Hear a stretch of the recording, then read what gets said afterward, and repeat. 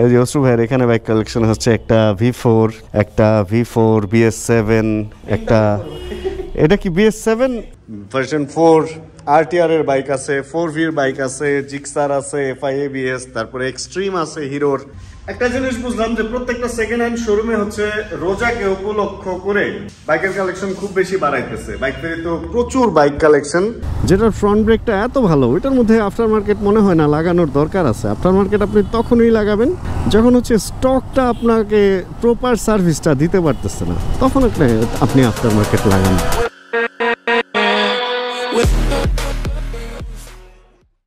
যখন থেকে মিরপুরে থাকা শুরু করছি তখন থেকে কিরকম যেন গরিব হয়ে গেছি হচ্ছে ফুয়েলের দিক থেকে। বাইকের ফুয়েল দেখেন না, ইমার্জেন্সিতে লাফালাফি করতেছে, এটা কোনো কথা? মানে উত্তরা থাকতে রেগুলার হচ্ছে একদম ফুল থাকতো, মাঝে মধ্যে 1 কাটা নামতো এবং ওটাও ফুল করে ফেলতাম 1-2 কাটা নামলেই। কারণ হচ্ছে খিলক্ষেত যাওয়ার পথে, মানে যখন উত্তরা রাতে ফিরতাম তখন খিলক্ষেত ওদিক দিয়ে যাওয়ার পথে ওইখানে কার্ডে ফুয়েল কেনা যায়, অ্যান্ড ক্রেডিট কার্ডে যখন ফুয়েল কিনি দেখা যায় বছরে 17টা ট্রানজ্যাকশন হলে ক্রেডিট কার্ডের চার্জ ফ্রি, অ্যান্ড সব মিলায় হয়ে যেত। বাট এইদিকে ওই কার্ডওয়ালা পাম্পও নাই, আশপাশে পাম্পও নেই, আসলে যাওয়া আসার পথে পাম্প পড়ে না, অ্যান্ড এই জন্য ফুয়েলটাও ফুল করা হয় না। যাক, আজকে দেখি আশপাশে কোনো একটা পাম্প থেকে ফুয়েল ফুল করতে হবে, একটু খোঁজ খবর নিয়ে জানতেও হবে যে এই দিকে ফুয়েল পাম্প কোনটা ভালো। আমি আমার বাইকিং লাইফ এই সেকেন্ড এটারে কি বলে সিজন, প্রথম সিজন তো 2009 বাদ দিয়ে দিছিলাম বাইক চালানো, আবার 2019 বা 18 থেকে যে বাইক চালানো শুরু করছি এই সিজনে বেশ কয়েক জায়গা থেকে ফুয়েল নিছি। ফার্স্টে নিতাম হচ্ছে আজমপুর থেকে, আজমপুর যে পাম্পটা ওইটাতে শুনতাম যে APBN এর ওদের বাস, ওদের গাড়ি, ওদের যত ভেহিক্যাল আছে ওগুলাতে ফুয়েল নেয়, আর ওইখানে ফুয়েল ভালো শুনতাম, ওইখান থেকে নিতাম। বাট লাস্টের দিকে এরকম হয়েছে কার্বোরেটর বাইক চালাইতাম, ওইখান থেকে ফুয়েল নিয়ে রাস্তায় 3-4 বার বন্ধ হয় নাই, মানে প্রতি ঘন্টায় 3 থেকে 4 বার বন্ধ হয় নাই, এরকম রেকর্ড ছিলই না। আমার না, শুধু অনেকের বাইকে সেম কাহিনী ঘটতেছিল। এরপরে আজমপুর পাম্পের ফুয়েল নেওয়া বন্ধ করলাম। এরপরে শুনলাম যে ডিএল যে পাম্পটা এয়ারপোর্টে ওটার ভালো, আর ওইখান থেকে নিলাম, ওইখানেও পরে খারাপ পাইলাম। সার্বিক দিক বিবেচনা করে দেখলাম যে খিলক্ষেতে যে পাম্পটা, বিশ্বরোড থেকে খিলক্ষেত যেতে যে পাম্পটা, ওইখানে একমাত্র পাম্প যেখানে আমার একটু কেন যেন মনে হয় যে ফুয়েল মাপে কম দেয় বাট কোয়ালিটি একদম খারাপ না। ওইখানে ফুয়েলটা আমি কখনোই হতাশ হই নাই। আর সেকেন্ড হলো বেরিবাদে একটা ফুয়েল পাম্প, সেবার একটা পাম্প ছিল, ওইটা থেকে নিচ্ছি, আগে ভালো পাইতাম, পরবর্তীতে আবার ওটাও বেশি একটা ভালো পাই নাই। এইভাবে ঘটনা ঘটতে দেখলাম যে শেষ পর্যন্ত শেষ ভরসা হচ্ছে এই খিলক্ষেতের যে পাম্পটা, বিপি কি জানো ওইটা, অ্যান্ড মানে ওইটাই কিরে ভাই, ওইটাই ভালো চলতেছে এখনো পর্যন্ত আমার। বাট রোজ তো আসলে এত দূরে যাওয়াটা পসিবল হয় না, এই কারণে যেটা এখন করতে হবে এদিকে একটা পেট্রোল পাম্প খুঁজে বের করতে হবে। আপনারা যারা মিরপুর বা 60 ফিটের আশপাশে থাকেন, আপনারা কোন জায়গা থেকে ফুয়েল নেন, রিফুয়েলিং করেন, এই ব্যাপারটা প্লিজ একটু আমাকে জানায়েন, যদি ভালো কোনো পাম্পের সন্ধান আপনাদেরও জানা থাকে। কারণ ওই সুবাদে তাহলে দেখা যাবে যে আমি না, শুধু আমার যারা ভিউয়ার আছে তারাও কমেন্ট থেকে ওই ব্যাপারটা দেখে নিতে পারবে, বা কোনো জায়গার ফুয়েল যদি খারাপ থাকে এটাও শেয়ার করতে পারেন। আর আমি একটু এই বাইকটা নিয়ে যাইতেছি হচ্ছে এই ক্রিসেন্টের সার্ভিস সেন্টারে। আমার এটার এয়ার ফিল্টারটা একটু চেক করাবো কি অবস্থা, কারণ অনেক কিলো তো চললো, আর ফুল শীতের দিনটা চলছে, আর শীতের দিনে হচ্ছে এয়ার ফিল্টারে ধুলা বেশি আটকায়, কারণ বৃষ্টির দিনে ধুলাটা ওইভাবে উড়ে কম, আবহাওয়া থাকে ফ্রেশ, আর শীতের দিনে ক্ষুদ্র সূক্ষ্ম ধুলার পরিমাণ অনেক বেশি থাকে, এই কারণে এয়ার ফিল্টার ব্লক হয় তাড়াতাড়ি। ধুলা যেখানে বেশি এয়ার ফিল্টার ব্লক তো হবেই, এই জন্য চেক করা, যদি দেখি যে বেশি খারাপ অবস্থা তাহলে আজকে চেঞ্জ করে ফেলবো, আর যদি দেখি যে না চলবে তাহলে তো চললোই। রাস্তাঘাট ফাঁকা আছে মোটামুটি। মা গো মা, বাবা গো বাবা, যে একটা রোড কন্ডিশন এইখানে বারেক মোল্লা মোড় যাওয়ার আগের এই জায়গাটা, মানে খাওয়া দাওয়া করে বের হইলে খাবার ডাইজেস্ট হয়ে যাবে এরকম একটা রোড কন্ডিশন চলে এই জায়গাটায়। ইয়ামাহার সার্ভিস সেন্টারটার রাস্তা আমি রেগুলার ভুল করি। আচ্ছা, এই যে এইখানে হচ্ছে ইয়ামাহার সার্ভিস সেন্টার, কিন্তু বন্ধ নাকি? শুক্রবার কি বন্ধ থাকে? এ তো আরেক ফাপড়। ইয়ামাহার সার্ভিস সেন্টার কি শুক্রবার বন্ধ থাকে? ও সাব্বাস, প্রথমেই ধোকা। এই সার্ভিস সেন্টার যে শুক্রবার বন্ধ থাকে এটা তো জানতামই না। আজকে হলো শুক্রবার যখন আমি এই ভিডিওটা রেকর্ড করতেছি, অ্যান্ড সার্ভিস সেন্টার কি আসলে শুক্রবার সারাদিন বন্ধ নাকি সকাল টাইমটা বন্ধ থাকে এই ব্যাপারটা আমি জানি না। ফোনও দিছিলাম, অ্যান্ড গার্ডকেও জিজ্ঞেস করা হয় নাই। যাই হোক, ব্যাপারটা জেনে আপনাদেরকে জানাবো না। তবে শুক্রবার সার্ভিস সেন্টার বন্ধ তো থাকার কথা না, কারণ এই দিনটা হচ্ছে সবাই মোটামুটি ফ্রি থাকে বাইক সার্ভিস করানোর জন্য, অফিস আদালত থাকে না। বাট আজকে বন্ধ কেন, ব্যাপারটা তো আমার জানতে হবে। আর যদি শুক্রবার ফুল ডে বন্ধ থাকে তাহলে শুধু মনে হয় এটাই বন্ধ থাকে কিনা, যাক এই ব্যাপারটা আমার জানতে হবে। নর্মালি আমি তো জানি যে শুক্রবার ওয়ার্কশপগুলোতে চাপটা একটু বেশি থাকে, কারণ ওই যে সবার অফিস টফিস থাকে না, বাইকটার পেছনে সময় দেয়।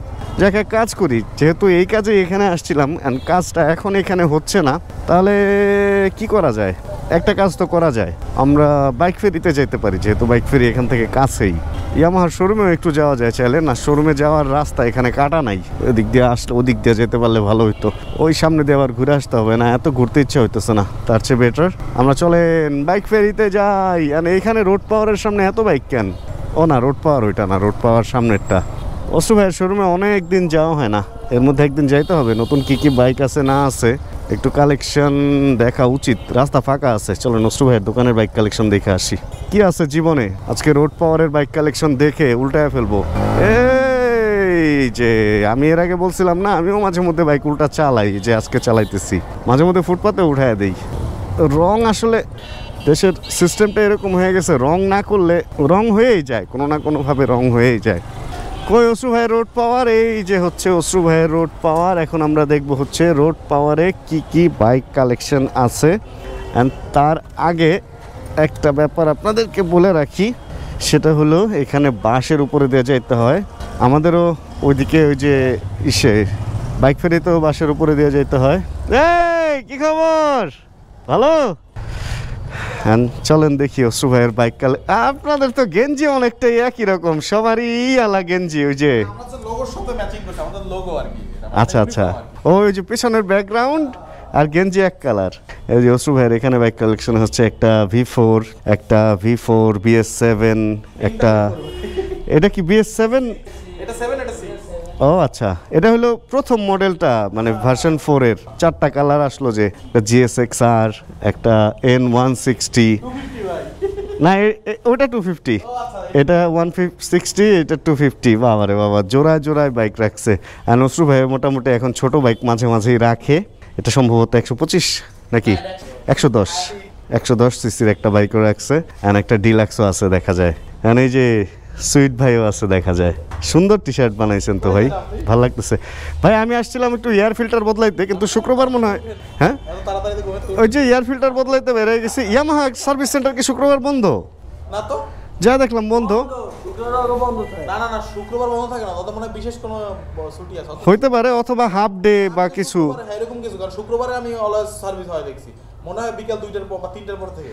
এটাই সাকিব ভাইরে ফোন দিছি, দেখি খোঁজ খবরটা নেই। কেমন না শুক্রবার সবাই থাকবো ফ্রি, এই দিন যদি সার্ভিস সেন্টার বন্ধ থাকে হইলো এটা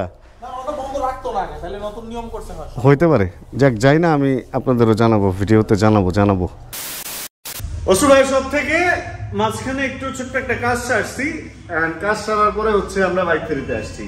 একটা জিনিস বুঝলাম যে প্রত্যেকটা সেকেন্ড হ্যান্ড শোরুমে হচ্ছে রোজাকে উপলক্ষ করে বাইকের কালেকশন খুব বেশি বাড়াইতেছে। বাইক ফেরিতে প্রচুর বাইক কালেকশন, মোটামুটি হাঁটার জায়গায় রাখে নাই বলতে গেলে। দেখেন এই সাইড থেকে জিক্সার 250, তারপরে BS7 R15, এরপরে ইন্দো ব্ল্যাক ভার্সন 4 RTR এর বাইক আছে, 4V এর বাইক আছে, জিক্সার আছে, FI ABS, তারপরে এক্সট্রিম আছে হিরোর, এরপর এখানে FI ABS 4V, ওইদিকে ডিলাক্স, ওইদিকে হচ্ছে হর্নেট 2.0, জিক্সার হলুদ মনোটোন, তারপরে হচ্ছে এটা কি FI ডিস্ক নাকি FI কার্বোরেটর?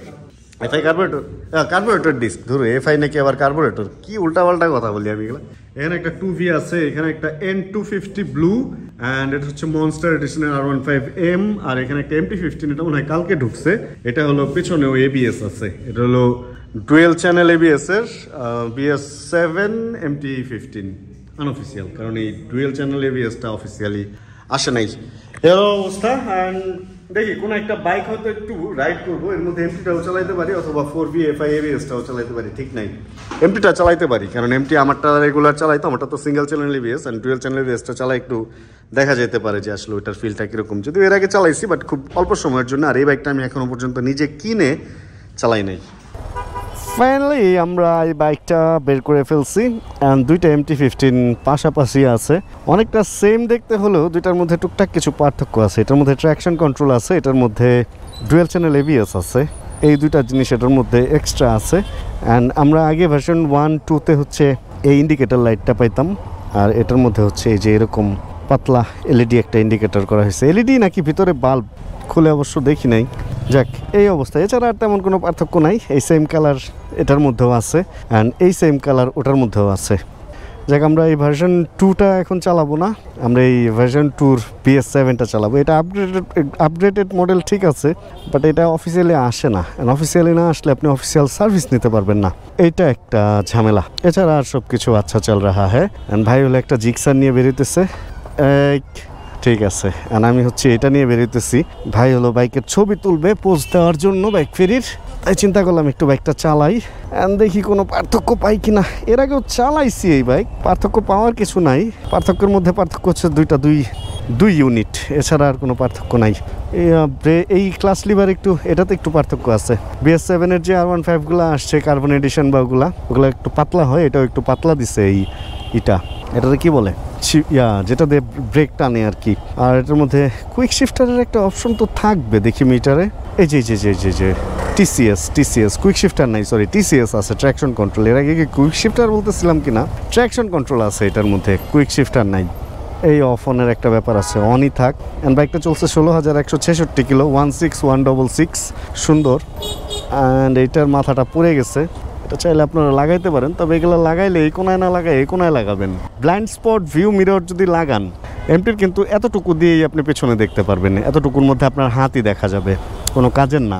তাই ব্লাইন্ড স্পট লাগাইলে এইখানে লাগাবেন, তাহলে এই জায়গাটা দিয়ে আপনি পেছনে দেখতে পারবেন। অ্যান্ড এই জায়গাটা যেহেতু কাজের না, এটা দিয়ে আপনি ব্লাইন্ড স্পট দেখতে পারবেন। বিসমিল্লাহির রহমানির রহিম। আর এই বাইকটার মধ্যে আরেকটা জিনিস করছে, ওমা আমার একটু হাঁটুতে ব্যথা কোনো একটা কারণে।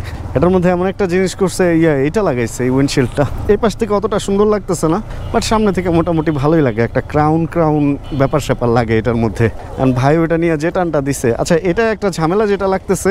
আমি এর আগে যখন কার্বন এডিশন চালাইছিলাম R15M, ওইটাতেও আমি বলছিলাম যে ব্রেক ভালো ধরলেও এই ব্রেকের যে লিভারটা এটা একটু পাতলা, ফ্ল্যাট দেয় নাই। পাতলা দেয়াতে ব্রেক ধরতে গেলে একটু মনে হয় যে কীরকম যেন ব্রেকটা একটু আর কি, একটু দুর্বল ব্রেক লাগে। আসলে ফ্ল্যাটটা চালায় অভ্যাস হয়ে গেছে, তো ফ্ল্যাটটার মধ্যে একটা মজার আছে। একটা বাইক আসলে এক রকম করতেছে। একটু প্রথম কিছুদিন একটু আনইজি লাগবে, পরে গিয়ে আবার ঠিক হয়ে যাবে। কি হলো ভাই? আচ্ছা, আমি আস্তে আস্তে আগাই। ভাই হচ্ছে কোনো একটা রিল হয়তো শ্যুট করবে, এই জন্য মাইক নিয়ে নিতেছে। আজকের ওয়েদার সুন্দর, গরম একটা ভাব আছে, মানে ঘামতেছি না, বসন্তের রিয়েল ফিলটা আজকে পাইতেছি। অ্যান্ড সুভাই যেটা বললো যে এইখানে ইয়ামাহার সার্ভিস সেন্টারটা মনে হয় শুক্রবার বন্ধই থাকে। আমি ফোনও দিছিলাম, অ্যান্ড ফোনটাও ধরে নাই। সাকিব ভাইকে ফোন দিলাম। যাই হোক, পরবর্তীতে কোনো একটা ভিডিওতে জানাবো যে আসলে শুক্রবার কি হোল ডে বন্ধ থাকে কিনা। আর এয়ার ফিল্টারের ব্যাপারটা আরেক সময় এটা ঠিকঠাক করে নেওয়া যাবে। অনেকদিন চালাইলাম তো, আর ধুলায় চালাইছি, এই জন্য এয়ার ফিল্টারটা চেঞ্জ করে নিতে চাইতেছিলাম। কারণ এয়ার ফিল্টার যখন ময়লা হয়ে যাবে, মানে কিভাবে বুঝবেন যে এয়ার ফিল্টারে ঝামেলা হয়েছে? নর্মালি 3 থেকে 5,000 কিলোর মধ্যে এয়ার ফিল্টার তো চেঞ্জ করবেনই। আর তার মধ্যে যদি অতিরিক্ত ধুলায় চালায় থাকেন, ধরেন ক্লিন ওয়েদারে আপনি 8,000 কিলো পর্যন্ত চালাইলেও প্রবলেম হবে না, যদি আপনি ওরকম ক্লিন কোনো দেশে থাকেন। যেমন আপনি যদি পাহাড়ে থাকেন, তাহলে দেখবেন যে অনেক কিলো চালাইছেন, এয়ার ফিল্টার ময়লা হয় নাই। কিন্তু এই ধরনের আমরা যারা ঢাকা সিটিতে থাকি বা যারা 60 ফিটে থাকি, তাদের দেখবেন 2000-এর ময়লা হয়ে যাবে, কারণ এখানে ধুলা বেশি। আর কীভাবে বুঝবেন? দেখবেন সাউন্ডটা একটু রাফ হয়ে গেছে, পিক আপ করলে মোটামুটি আগের মতো রেসপন্স পাচ্ছেন না।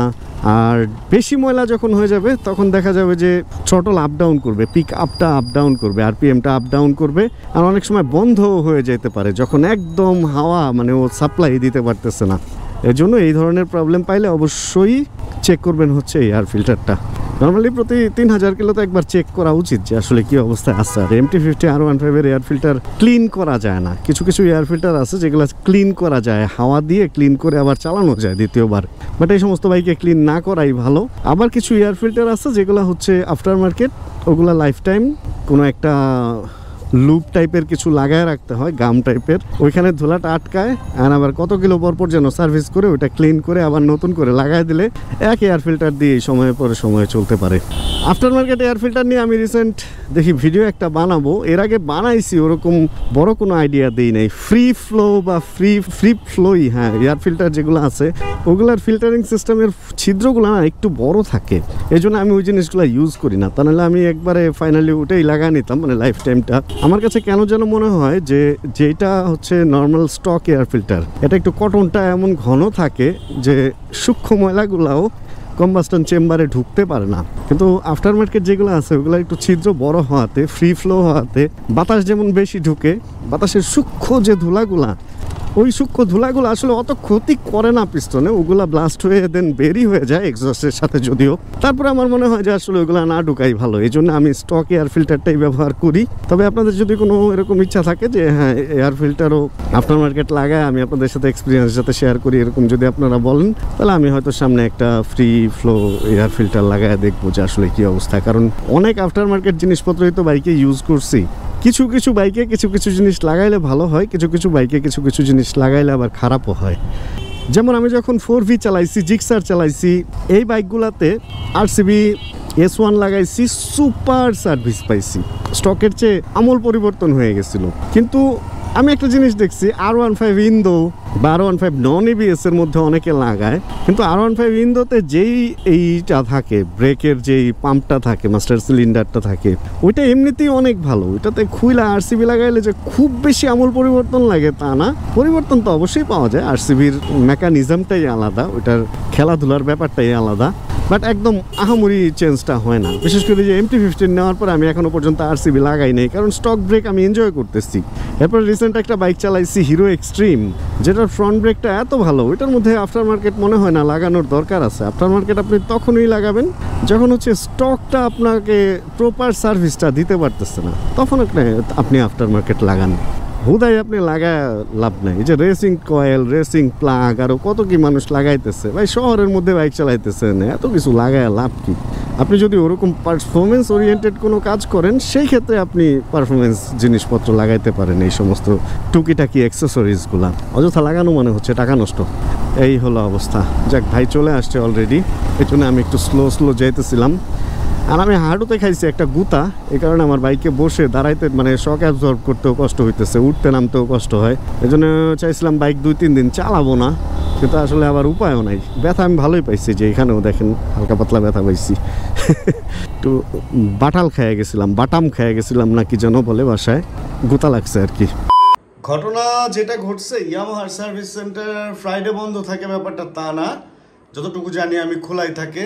এই শ্যুটটা যখন করছিলাম তখন 21শে ফেব্রুয়ারি ছিল, 21শে ফেব্রুয়ারির জন্য হচ্ছে বন্ধ ছিল ওই দিন, এই জন্য সার্ভিসটা করাইতে পারি না, এয়ার ফিল্টার চেঞ্জ করতে পারি না। যাই হোক, আগামীকাল ইনশাল্লাহ সব কিছু ঠিকঠাক করে ফেলবো, মানে আগামীকালের ভিডিওতে। এই আর কি ব্যাপারটা।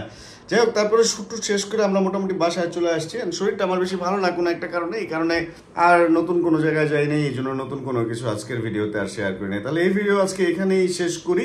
হোপ রাখতেছি ভিডিওটা আপনাদের ভালো লাগছে। ভিডিওতে যদি কোনো কিছু ভালো লাগে প্লিজ একটা লাইক দিয়ে দিন, চ্যানেল যদি নতুন হন প্লিজ সাবস্ক্রাইব করে আমাদের ফ্যামিলি মেম্বার হয়ে যান। দোয়া করবেন আমার জন্য, আর জানাবেন কে কোন জায়গা থেকে ভিডিও দেখছেন। আর যতক্ষণ পরবর্তী ভিডিও নিয়ে আবার আমি না আসতেছি, ততক্ষণ ইনশাআল্লাহ আমরা থাকবো ভালো, আমরা থাকবো সুস্থ এবং করতে থাকবো ঠিক ইনশাআল্লাহ। Chill, bro. Check the mic and make sure it sound right, boys.